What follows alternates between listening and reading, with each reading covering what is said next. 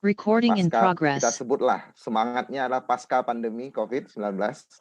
Nah, kita akan menghadapi tantangan dan lembaran baru yang barang tentu kita perlu bareng-bareng berkolaborasi dalam mensikapi bagaimana kita untuk rebound ya, kita bangkit kembali untuk kita menuju era baru yang lebih agresif, yang lebih bersemangat, kemudian yang lebih berorientasi praktis, gitu ya. Makanya di dalam kelas bisnis bareng ini kita tidak banyak bercerita tentang teori. Nah, teori Bapak Ibu sekalian silakan banyak kesempatan lain tempat teman-teman bisa pelajari. Tapi di belajar bisnis bareng SKI ini kita akan fokus kepada tip and tricks dan praktek langsung. Nah, bagi teman-teman member SKI yang berkenan di kesempatan berikutnya akan kami umumkan bersama YouCode, Bos Milenial gitu kan. Nanti kita akan kolaborasi lagi dengan beberapa politeknik, Coach Gendro. Kita akan kolaborasi juga dengan beberapa sekolah menengah kejuruan. Nah, kita telah menggerakkan ini target kita 100 anak magang SMK Coach Gendro.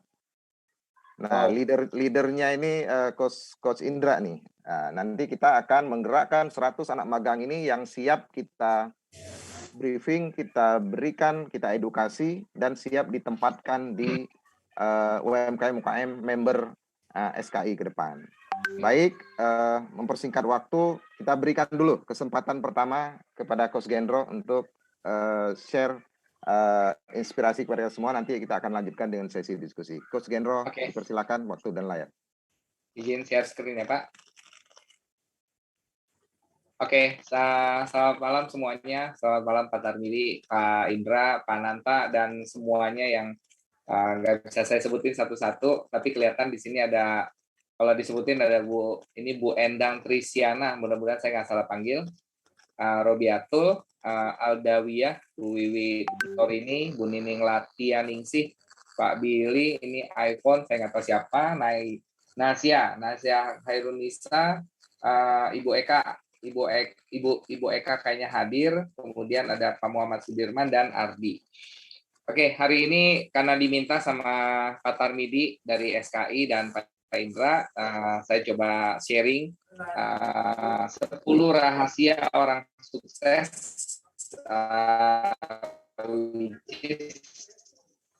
saya kasih judul bukunya namanya It's My.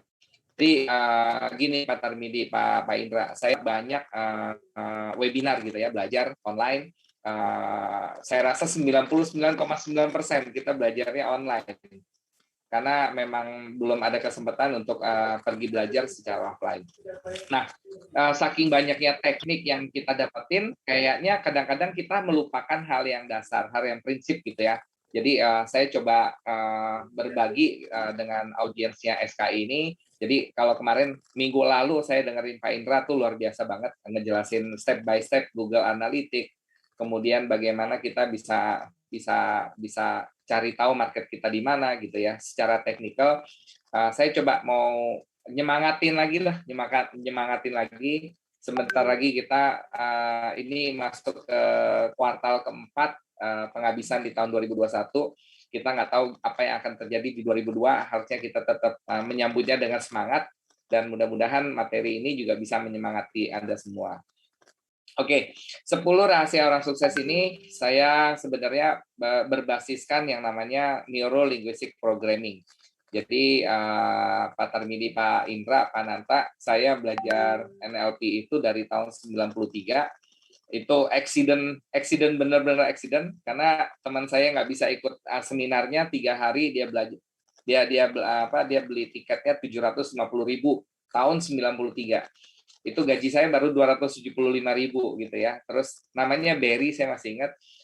Barry bilang, Gen, gue jual deh tiketnya ke lu gitu kan ceritanya. Saya bilang gaji saya 275 gitu, nggak sanggup untuk beli 750. Terus dia bilang ya udah separuh harga deh. Separuh harga juga masih nggak sanggup gitu kan ceritanya. Cicil 3 kali. Akhirnya saya cicil 3 kali, 375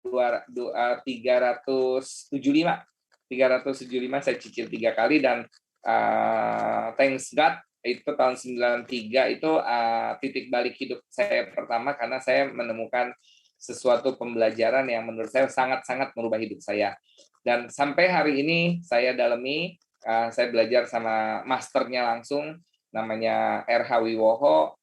Semua materinya beliau boleh ditanya ke beliau, saya ngikut lebih dari 1 kali. Jadi kalau ada berapa judul ya beliau ya, saya rasa lebih dari 12 judul, masing-masing saya ikut minimal 2 kali, jadi nggak ada yang nggak diulang gitu ya. Sampai akhirnya Pak Wiwoho bilang sama saya, belajar sama yang lain gitu kan. Saya belajar lagi ke yang lain, bahkan ke gurunya Pak Wiwoho yaitu Richard Bandler, kemudian ada namanya Ted James. Saya belum sempat ketemu namanya John Grinder, tapi berbagai macam narasumber saya ikuti sehingga saya cukup kenyang gitu ya dalam menceritakan apa itu namanya neuro linguistic programming. Dan saya sudah janji juga ke Pak Tarmidi dan Pak Indra akan membagikan buku yang saya tulis tentang 10 rahasia orang sukses ini. Oke, kita mulai saja. Yang pertama, ini sekilas tentang saya. Saya lagi membangun satu aplikasi namanya YouCoach. Target saya mudah-mudahan akhir tahun ini kita bisa punya coach online dengan harga yang sangat terjangkau, mungkin sekitar 50 ribuan sebulan.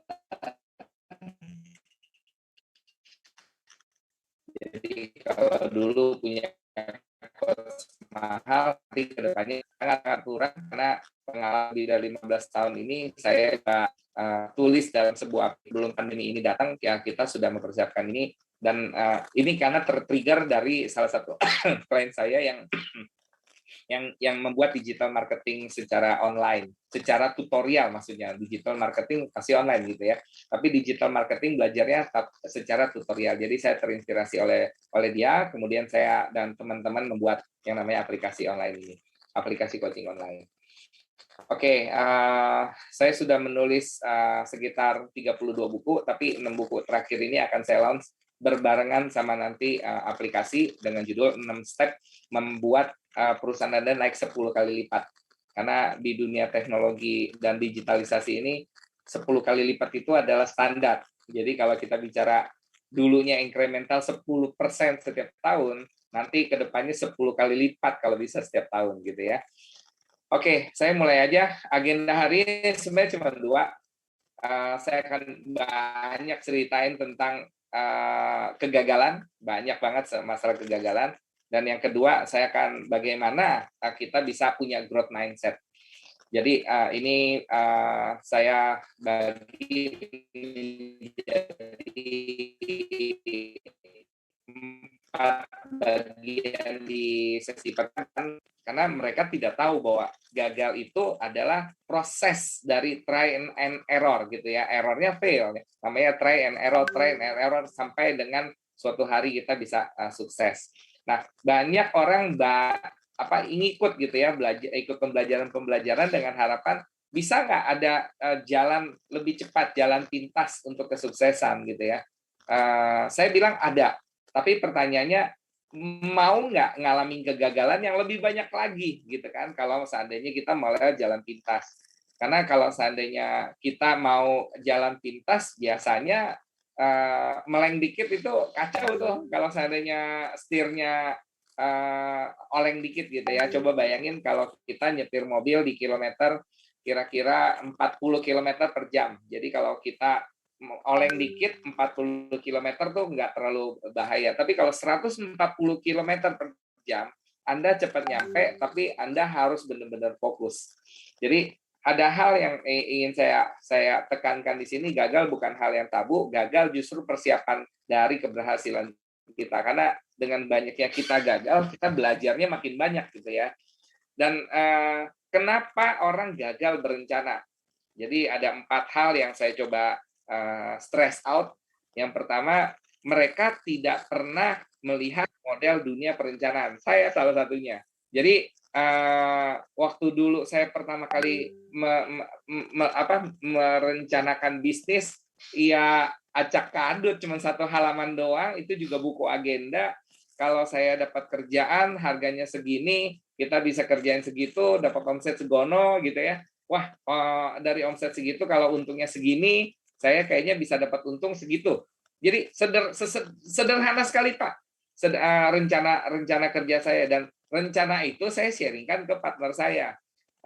Will, kalau kita seandainya bisa survei 100 alamat sebulan, kalau omsetnya dibayar 30.000, kita dapat kira-kira 30.000 kali 100 itu kira-kira berapa tuh? 30.000, 3 juta.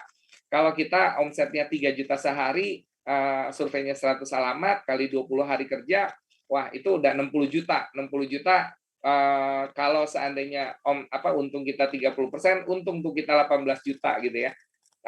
Asal banget gitu ya, nggak ngerti namanya budgeting, nggak ngerti yang namanya visi misi, pokoknya hajar bleh. Ya akhirnya jungkir balik di usaha pertama tersebut gitu ya, minjem uang mulu tuh setiap bulan karena kita nggak tahu sebenarnya modal awal yang kita butuhkan tuh berapa.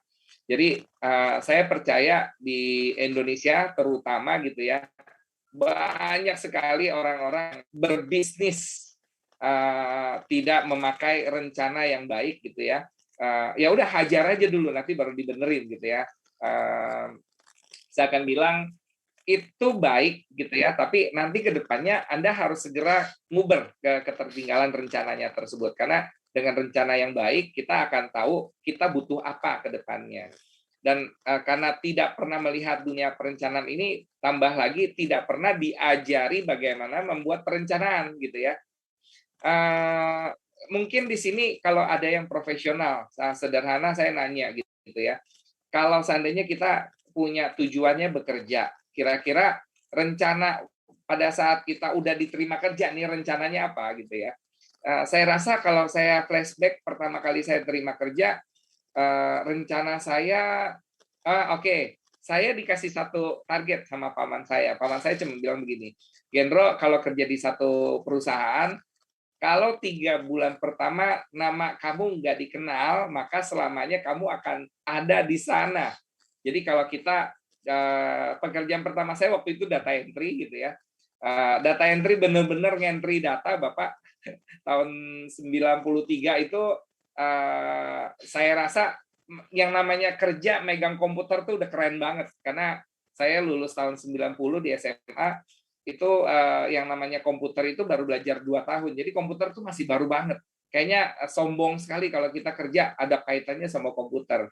Tapi begitu saya tahu data entry itu nginput data aplikasi masukin ke komputer, saya kok merasa kayaknya sia-sia ya hidup saya cuman kerjanya gitu doang. Dan apalagi pesan paman saya yang mengatakan kalau 3 bulan Genro nggak dikenal di bank itu gitu ya, waktu itu saya kerja di Bank Bali, banknya udah nggak ada.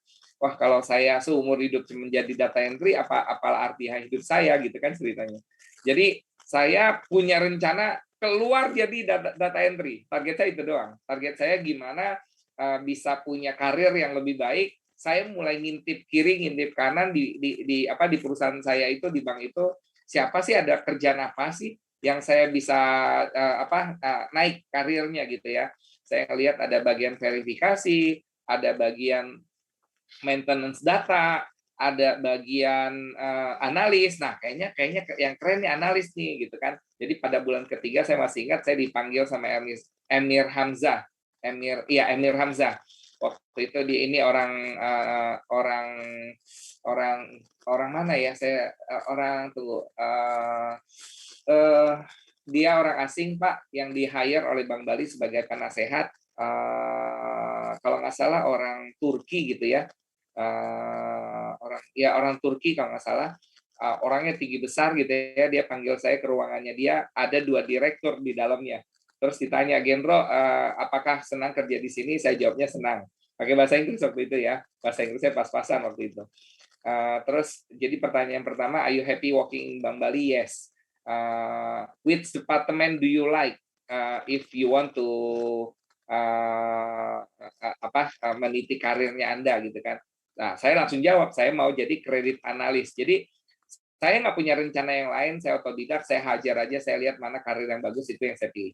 Jadi waktu itu alhamdulillah 1 tahun 2 bulan kemudian saya jadi kredit analis yang menurut saya usia saya paling muda pada saat itu, dengan gelar yang benar-benar kosong, dan saya bertanding dengan teman-teman yang sudah 7 tahun kerja, 12 tahun kerja dengan pendidikan.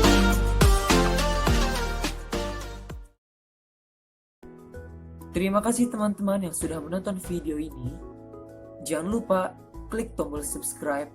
Dan jika kalian suka video ini, angkat jempol kalian.